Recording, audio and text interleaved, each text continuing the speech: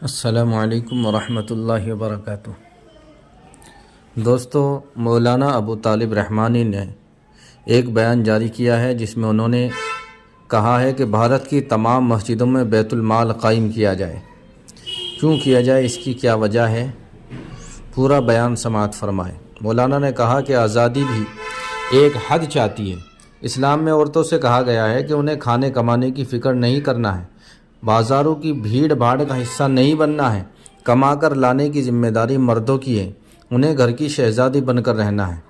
ریاست اتر پردیش کے ضلع اعظم گڑھ کے سرائے میر میں واقع مدرسہ بیت العلوم کے سالانہ 82واں اجلاس عام میں شرکت کرنے کے لیے پہنچے تھے مشہور و معروف عالم دین و آل انڈیا مسلم پرسنل لا بورڈ کے رکن مولانا ابو طالب رحمانی، جہاں ETV بھارت کے نمائندے نے مسلم مسائل پر گفتگو کرتے ہوئے مولانا کی رائے معلوم کرنے کی کوشش کی ہے۔ ETV بھارت سے خصوصی گفتگو کرتے ہوئے مولانا نے کہا کہ آج جو مسلم بچیاں ارتداد کا شکار ہو رہی ہے، میں خود کو بھی مجرم سمجھتے ہوئے یہ کہنے سے گریز نہیں کرتا کہ پچھلے 70 سالوں سے ہم نے بچیوں کی تعلیم کے لیے وہ عظیم ادارے قائم نہیں کیے جہاں وہ دینی ماحول میں درجہ انٹر تک عصری تعلیم کے ساتھ ساتھ دینی علوم بھی حاصل کر سکیں۔ انہوں نے کہا کہ جس قوم میں مائیں عظیم نہیں ہوتی، اس میں قائدین کا خواب دیکھنا دلدل میں دیوار کھڑے کرنے کے مانند ہے۔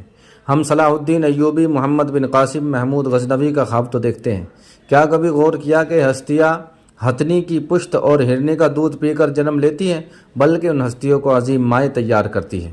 انہوں نے کہا کہ اگر آج بھی ہم اپنے علاقوں میں ادارے قائم کرنے کا عہد کریں تو حالات میں رد و بدل ہو سکتے ہیں۔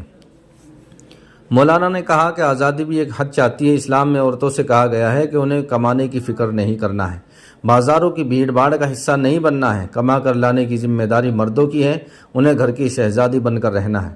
مولانا نے کہا کہ اثر و رسوخ کو قائم کرنا اس کا تعلق اخلاق سے ہوتا ہے۔ اس کائنات میں سب سے عظیم اخلاق حضرت محمد صلی اللہ علیہ وسلم کا تھا، جس پر یہودی مصنف دی 100 کتاب لکھتا ہے، مگر مسلمانوں نے اس گھر کی قدر نہیں کی کہ آزادی سے پہلے تو ہمارا رسوخ قائم تھا، مگر ملک بھارت کو آزاد کرانے میں مسلمان ہی پیش تھے۔ آزادی کے بعد سے ہم نے سوچا کہ اب ہماری ذمہ داری ختم ہو گئی ہے، جبکہ اس ملک سے کرپشن دور کرنے کی کوشش کرنا چاہیے تھا۔ آج ہم صاحب ایمان تو ہیں، مگر پھر بھی جھوٹ بولتے ہیں۔